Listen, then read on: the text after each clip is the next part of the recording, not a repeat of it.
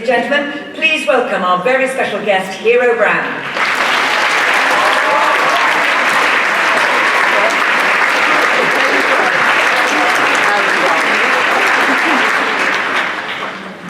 Thank you so much for allowing me to be part of your prize giving day. Honestly, such huge talent, I couldn't believe it. It was so exciting to be part of your journey, even if it's just for this one evening. I'm not far from nudging 50, very close in fact, but actually it doesn't feel that long ago that I was at school prize giving my own, towards the end of the evening, slightly numb bottom, watching a middle-aged woman probably wearing slightly too much leopard print and is strictly tasteful, wondering how my life was going to turn out and what the hell she was going to say that was going to be relevant to me. So I'm going to really try, girls, okay? I've decided to share 5 things that I've learned in my nearly half-century on the planet, and I hope that in some ways it will inspire and help you, at the beginning of your own journeys. But before I do that, I should tell you about who I am and what I do, although thank you very much. I didn't realise you were going to do that, so I try not to repeat. As you said, I'm the founder of Muddy Stilettos, and it's the biggest media brand for women outside London who want to, as we say on Muddy, find the fun. So we cover 22 counties actually, we've just added Suffolk, you didn't know that. From Leicestershire to Cornwall, we go across Norfolk to Somerset, and we search out everything, so the most brilliant pubs, hotels, day trips, supper clubs, events, anything to amuse and titillate and help our readers make the very most of their precious free time. And like many good ideas, Muddy Stilettos was born from personal need. So I've had a long career, I say, in national newspapers and magazines. And in 2001, I moved out from Islington, out to the countryside, with my husband and my baby son. Half for a change of life and change of scene, but mostly, I've got to say, to continue my breeding programme.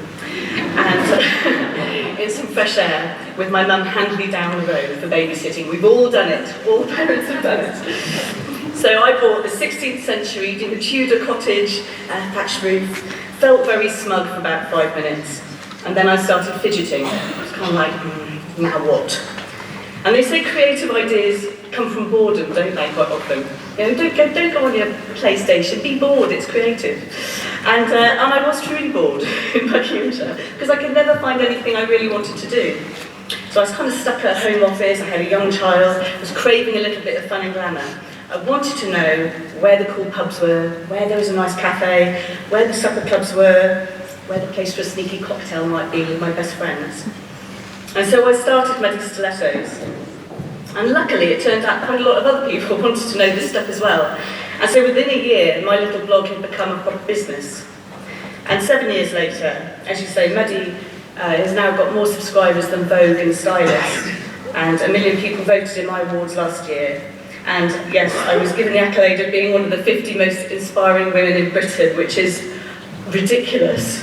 I think on that list there was a brain surgeon and also Meghan Markle. So quite how I shoved myself into that list, I've got no idea, but I'm going to take it. Anyway, this all sounds so neat, doesn't it, and lovely, and here's the success story. But nothing in life actually comes bundled up that neatly. Trite success stories I find them just a bit irritating. And it's always just beginnings and ends, and there's none of that kind of messy struggle in the middle that we all know exists. So I'm saying, here's to the messy middle. That's what I'm here for tonight. And my 5 tips for future-proofing your happiness based on my honest experience. So, here we go. Number 1, be brave.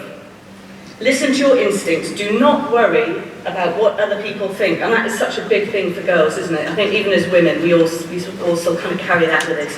We've got to get over it, girls, and good things will happen to us. Before Muddy threw a curveball at my life, as you say, I was doing quite well doing the freelancing. I was working for The Observer and Elle and Red and Marie Claire, and everything was going quite well. And then the idea came for Muddy Stilettos, and I couldn't get it out of my head. And all of my regular commissions, they just seemed so dull all of a sudden, and it was so scary because I'd carved out this rather neat career, and I didn't really want it to end very much. Plus, like all good journalists who actually secretly want to be novelists, I'd been working on a novel in my spare time, and that too was paling in comparison. It was this strange idea of mine with no obvious income stream and no readers. And an even bigger problem was that no one actually knew what a blog was in Buckinghamshire in 2011. Which I know seems ridiculous now, but it's absolutely true. I was going like, why am I writing a blog? I'm like, what? I ended up saying it was a blogazine. I was trying to explain what it was, and everyone was just blank faces. Anyway, I persevered clearly. It's no spoiler to tell you that the heart ruled the head and the bank balance, and I did it anyway. And starting Muddy Stilettos was virtually the oldest blogger on the block. It was kind of an act of bravery for me, I felt, at the time. It was a leap. It was uncomfortable. You know, my income dipped. My husband was a bit cross. And I had to dig very deep and keep plugging away. And I keep leaping, even now. And sometimes I succeed. Sometimes I make some really dark mistakes. Sometimes it feels easier to play it safe. So I have 22 counties on Muddy at the moment. Next year, I aim to have 36. I'm absolutely terrified. It's a lot of work and there's a lot of risk. But you know, leap anyway. There will be times when decisions don't come easy, and you will have the choice in your life between safe and spectacular. And I'm standing here saying to you, go for spectacular. Number 2, do what makes you happy. I'm sorry to all the parents in the audience, but your child doing what makes them happy might not actually be what you're hoping will make them happy. And I say this as the mother of a 17-year-old who 5 years ago was a very promising, clean-cut trombonist, and he's now a grime music obsessive with a top knot. You might not want your daughter going out with him for a couple of years, I'll give you that. But I tell you, that kid of mine, he's independent, he's not afraid to be who he wants to be, he knows what he likes, he knows what makes him happy, and he's sticking with it, and I respect that. And the truth is, if you ask anyone over 40 this, so you ask your parents, girls, you ask anybody over 40, there's so many people out there who don't do what makes them happy. Maybe they did what their parents or their school or society expected of them, rather than following their own path. I know as a journalist myself, I love hearing the stories of people who really radically change their lives. You know, they might move to a new country, they might change a job really radically, they might even change their relationships because they're clearly in touch with what is important to them. They are alive, they are attuned to change, they are curious for the next adventure. Talent and ambition will always open doors, no question. But only happiness and passion for your path will push you through the right doors. So always listen to yourself and do what makes you happy. Just having a sneaky glass of water. Hold thought. Number 3, do some good and make a difference. I've got to give you some context here.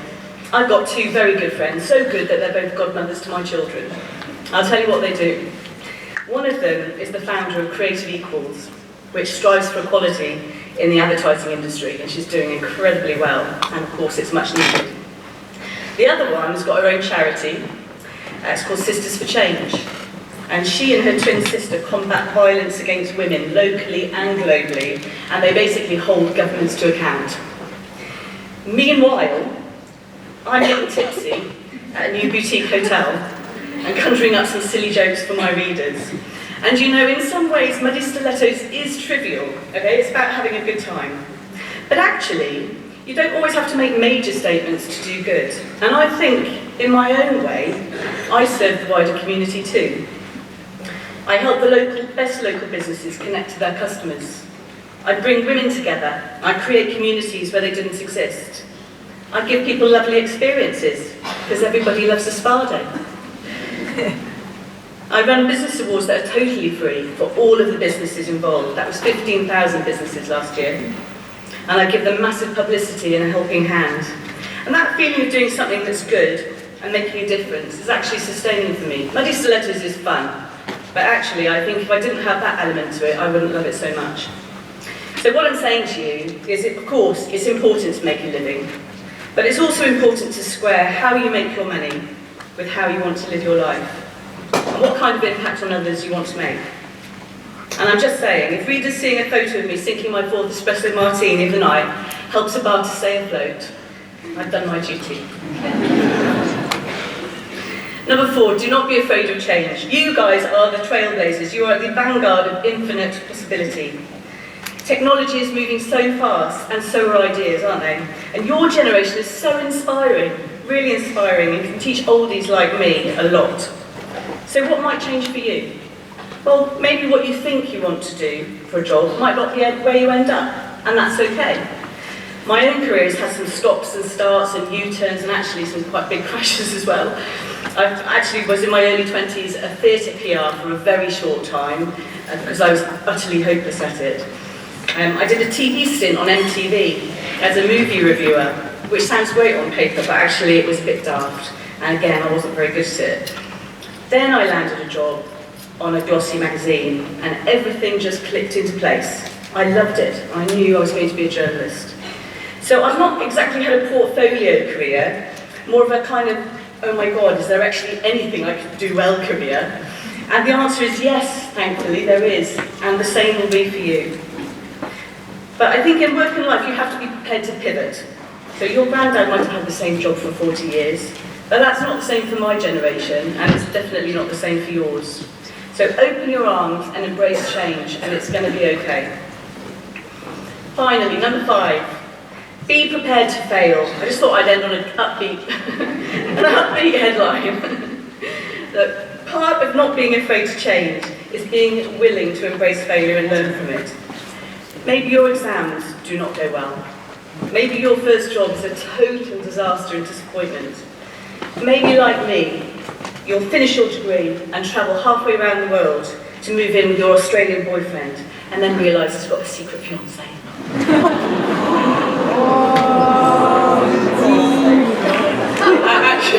That actually happened. I wouldn't be standing here without at least a dozen significant failures in my life, and I wouldn't change a thing. Failure is real. It is grounding. It is an incontrovertible fact of life, and I'm so pleased I managed to say that word without messing it up. It's how you respond that is key. So how have I failed? Well, I mean, I can literally count the ways, but being a mother of 3 who works full-time, my mum life is riven with what you might perceive as failures. I am definitely known as the mother who does not go on the school trips. I do not bake cakes for the fete.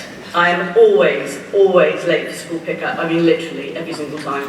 In fact, my son was thrilled the other week. He said, "Oh, Mum, you're early!" And that's because I was 15 minutes late, rather than 20. I was like, "Oh, thanks, darling." And my youngest son, who's 10, actually can cook his own dinners. So I'm kind of pleased and also a little bit ashamed of that. Like, you know, it's good, isn't it? He's got to learn that stuff. The thing is, I'm fine with it all, okay? I don't agree with this superwoman rubbish, and I never have. I am not going to make perfect. You're not going to make perfect. You shouldn't have to make perfect. But I do the important stuff. I've never missed a school play, and actually neither have any of my staff. That's totally sacrosanct and bloody. My children actually like me. I think this is a triumph. I'm a 10-year-old, a 12-year-old, and a 17-year-old. They don't hate my guts. I mean, sure, I've got to be doing something right there. And I like to think I'm a good role model for them. And maybe an aside, actually, about talking about failure, or perceived failures, is we should also talk about kindness. Because I've learned to be kind to myself over the years and not beat myself up. So when I'm tired, or you're tired, maybe when things have gone wrong, you're uncertain about doing the right thing, when that inner critic starts gnawing at you, I ask myself, what would I say to a friend in this situation? Would I call her a failure? Would I criticise and roll my eyes? Would I be supportive and reassuring, knowing that she's doing her best? We strive to be kind to those we care about, so just make sure that you include yourself in that equation. I think we too easily don't do that as women. So there you go. Those are my 5 ways to future-proof your happiness.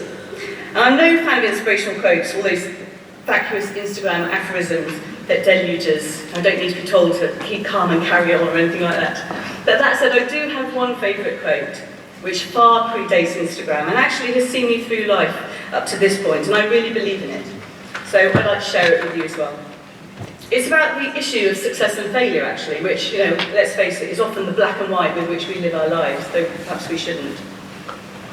It's by Charles Horton Cooley, a 19th century American sociologist, and it's this: an artist cannot fail. It is a success to be one. So whether you want to be a digital pioneer like me, or a doctor, or a scientist, or a sportswoman, I urge you to be the artist of your own life. Be daring, be creative, be expressive, be true to yourself, And I promise you, you will not go wrong. Thank you so much.